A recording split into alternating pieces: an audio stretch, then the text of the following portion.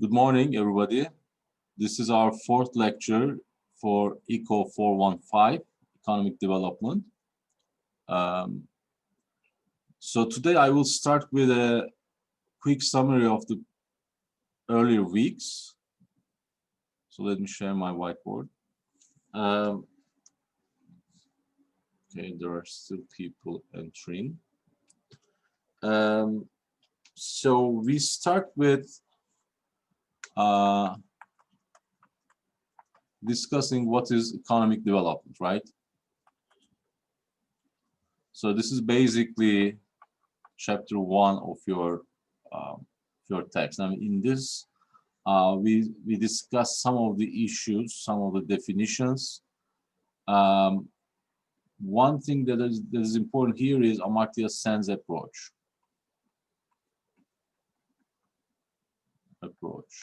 Okay, so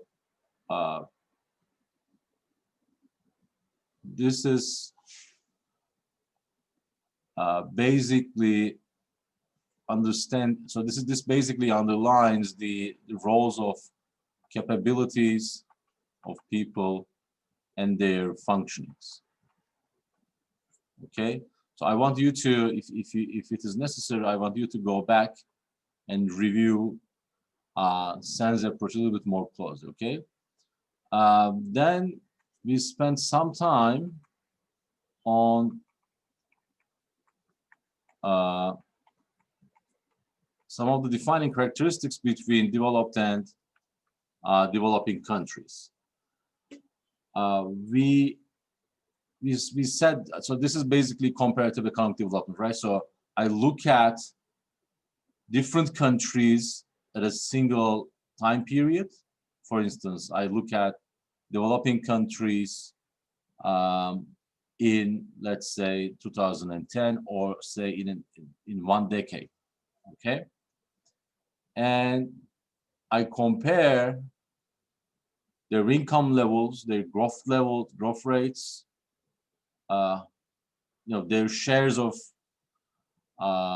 labor in agricultural employment, in manufacturing employment, the share of manufacturing in GDP, for instance. Then I compare other stuff. I can compare demographic indicators. I can compare social indicators. I can compare, for instance, urbanization rates, income inequality indexes, etc. All right. Now today we're gonna. So this is chapter 2. In chapter 3, we have classical theories of economic development. Okay. And this is where we start today. And we will have 4 theories to look at starting this week. One is Rostov's stages of growth theory. Okay, and then we're going to also look at the Harrod-Domar model. Okay, related with that. Then we're going to look at Arthur Lewis' structural change model. Okay, we're going to use a graphical approach. Then we're going to study independence theories, or more specifically, international independence theories. International dependence, sorry, of course, not independence.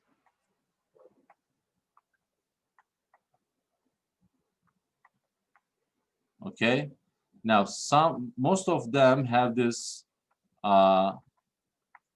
neo-Marxian fundamental. Okay, we're gonna see that. Then we're gonna discuss market fundamentalism. Okay, basically these type of theories, market fundamentalist theories, they generally say that let the markets be, free market and free competition is important, government is distorting stuff, etc. Okay, so if you want a keyword here, it is Washington consensus. Okay, so these are the 4 theories that we're going to cover in chapter 3. Okay, then in chapter 4, we're going to look at modern theories of development. Okay, so this will be in chapter 4. And there we will have some different theories. Okay, at the end, of course, we're going to discuss certain issues such as inequality, role of agriculture, demographics, etc. Gender, for instance, okay, etc. Then this will be the end, of course. Okay. So that's the plan, and here we are going to look at again the Rostov stages of growth theory, and related with that, the simple analytics of Hacettepe model. Okay. So let me now go back to my slides. Yeah, where are they?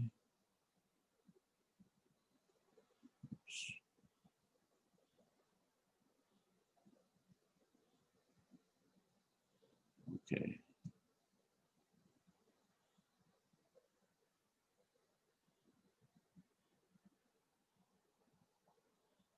You see it? Yes. Okay, great.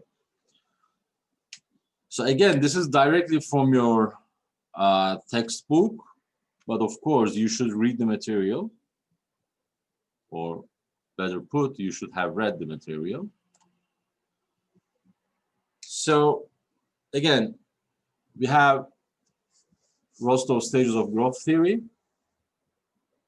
The book is actually interesting. So you may check that text. I think it is 1960.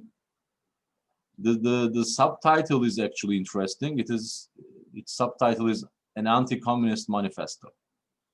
All right. So you would understand from this that Rostov's theory is a bit different from, of course, the Marxian approach, because I mean you will see it when you read it. Okay. It's not a very huge book, by the way. It's a short text, so you can easily read that. It's a classic. Then we have Hacettepe, and then we have the criticisms. All right, because these approaches have been criticized. So we're gonna discuss some of these issues. All right. A quick introduction. So Walt Rostov is actually an economic historian, but he worked a lot on growth issues. All right, so he's one of the figures that play a double role in that sense. Okay, he's an economic historian, but what he wrote is actually theoretical as well. So he has this double roles. He was a liberal. So in the book, the discussion actually focuses on two countries. Okay, so Rostov is an American, obviously. So he compares the growth and development patterns of US versus Soviet Russia. And look at the date. Of course, this is 1960, so it is the heydays of the Cold War, and there are two giants from an international political power point of view, right? So that's an interesting text in that regard as well.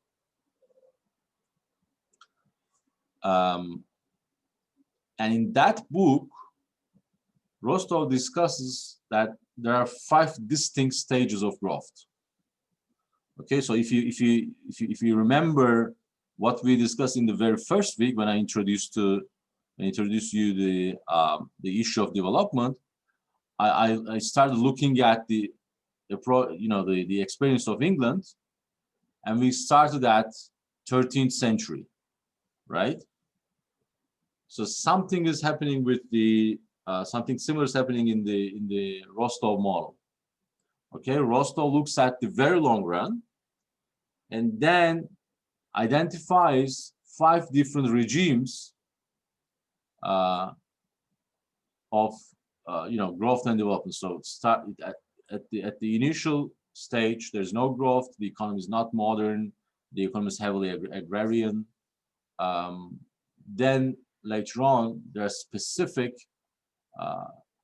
points where the economy transits from one stage to the another, and the next stage is always a better one in that sense. So the next stage means the economy is now at a higher level of income and closer to high income levels. Okay. So this is the introduction. Let me read it because it very nicely explains the idea.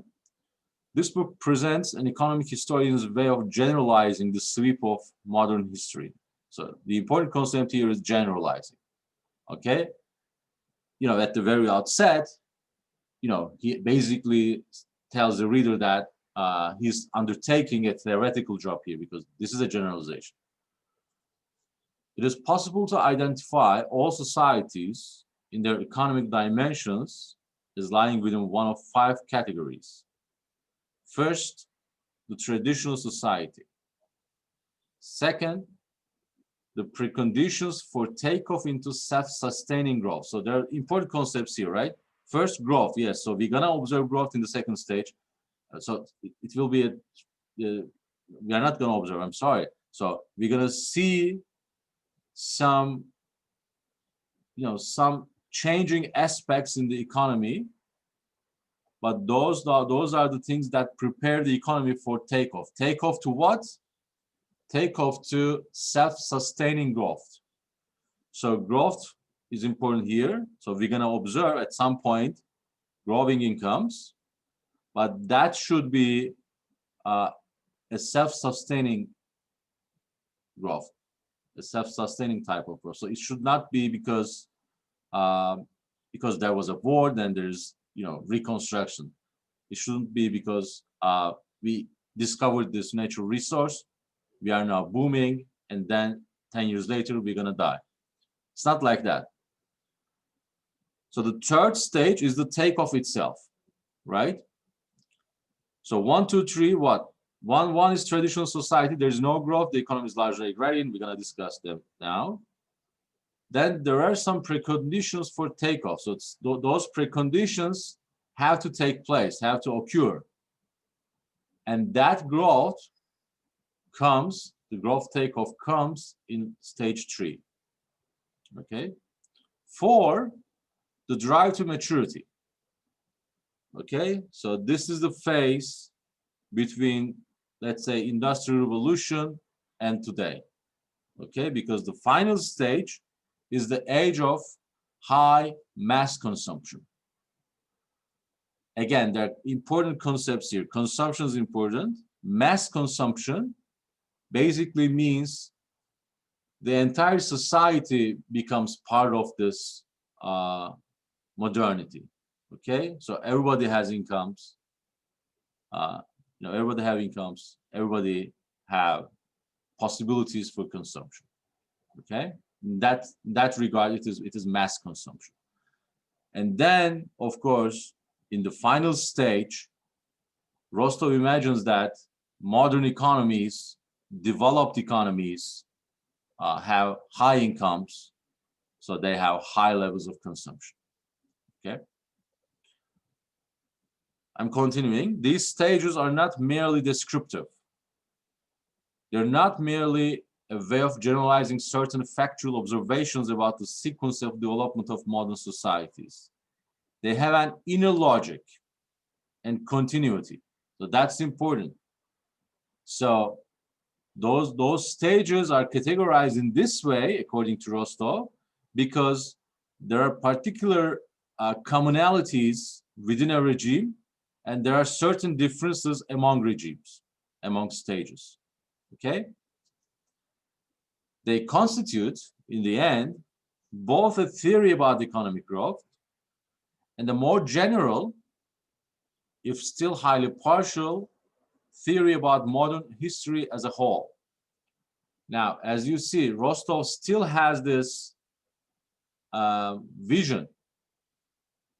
Remember unified growth theory, our earliest discussion in the very first week. So I told you that growth theory developed new models that explain both stagnation and poverty, and those were, of course, mathematical models. You know, there are agents in there. They maximize utility, they minimize cost, etc. But at the end, there is this general equilibrium of such an economy where we can explain both poverty and growth, and the transition from poverty and growth, right? Now, Rostov, 40 years earlier, 40 years earlier, the unified growth theory, he basically gives a sense of unified growth theory, okay? Albeit in a non-mathematical way. Okay, so theory is itself kind of descriptive.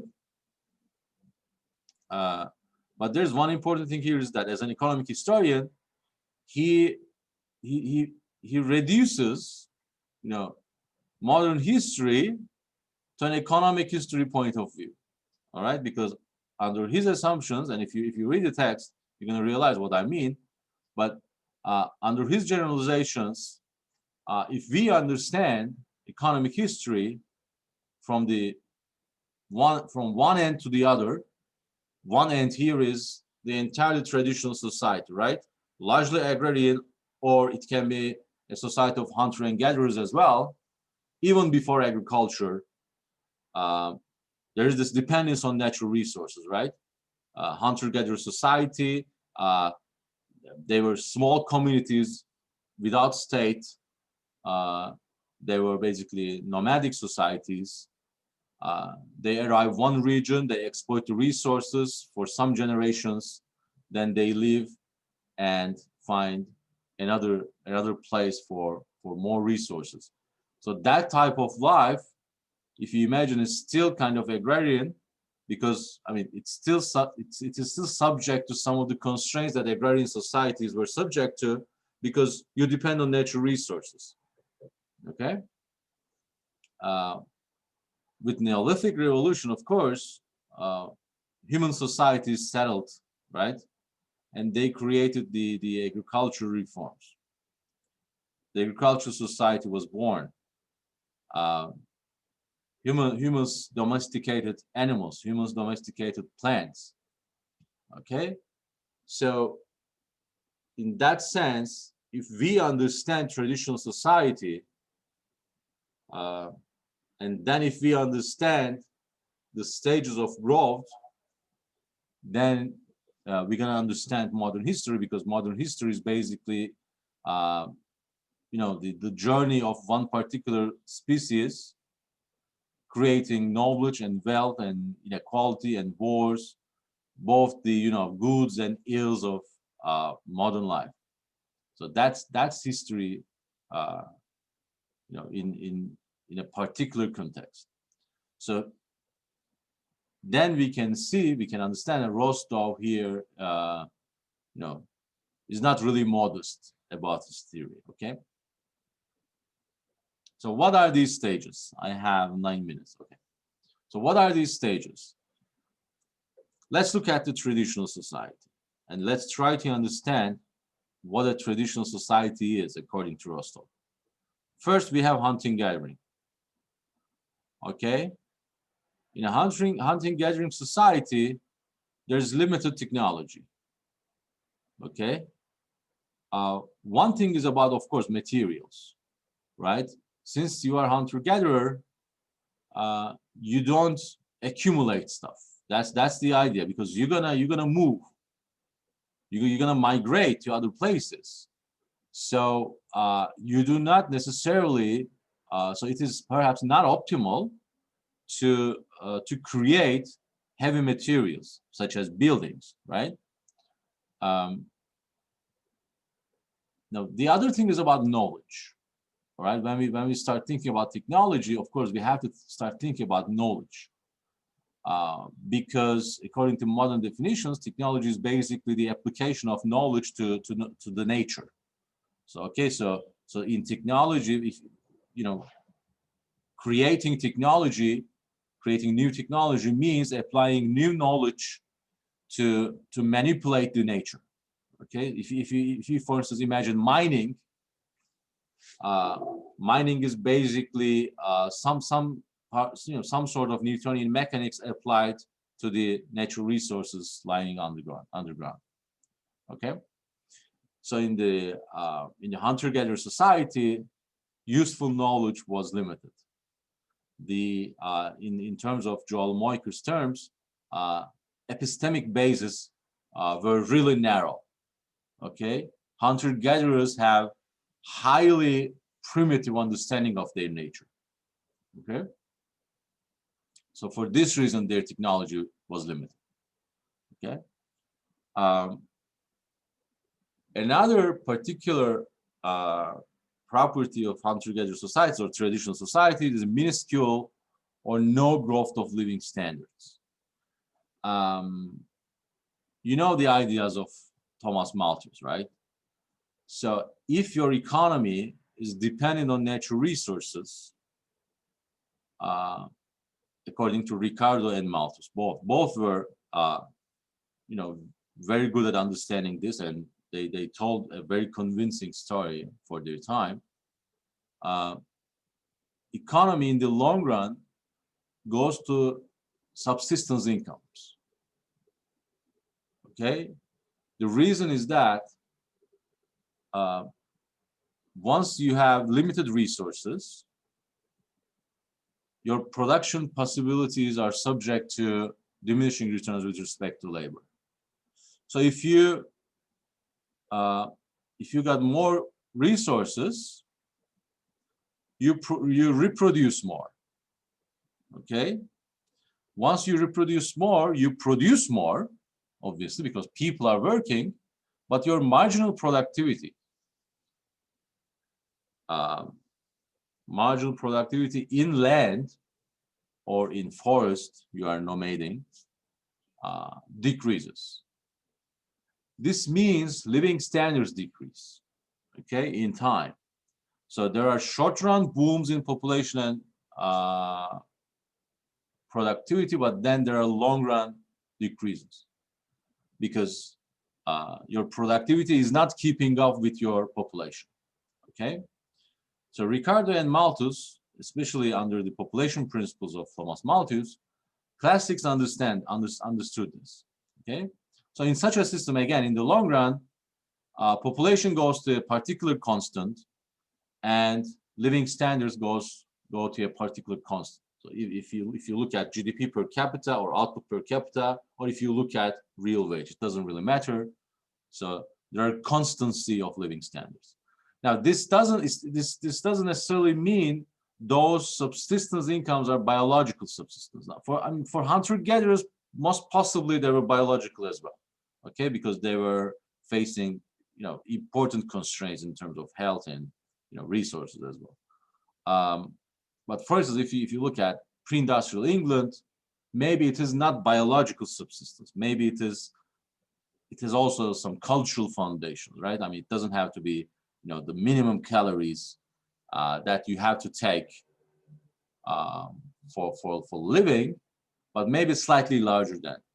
But the important thing is that it is not growing. That's the idea. In the long run, if you look at a couple more generations, then you observe, some fluctuations in those standards, and eventually, if there are shocks, if there are continuing shocks, then there are continuing fluctuations, but basically there's no trend.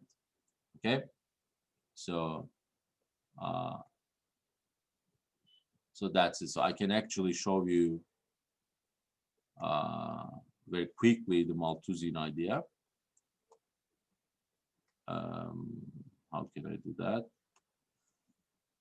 So let me start sharing this and share my whiteboard. So it is something like this, okay? So this is time, this is GDP, and population, let's say, okay?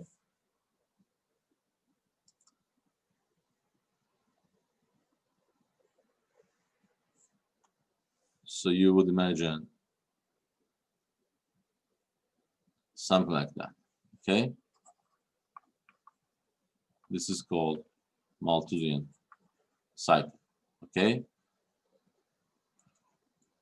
All right, so if this is population, then this would be GDP, okay? And if you understand if you try to understand the mechanics of it, you may imagine a production function like this. Land is here and labor is, let's say, here, okay?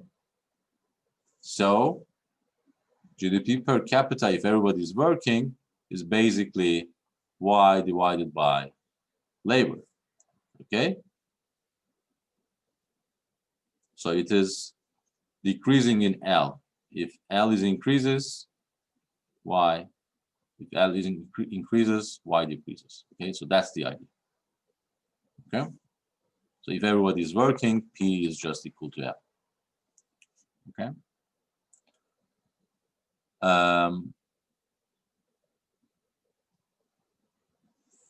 So if I go back to Rostov's account,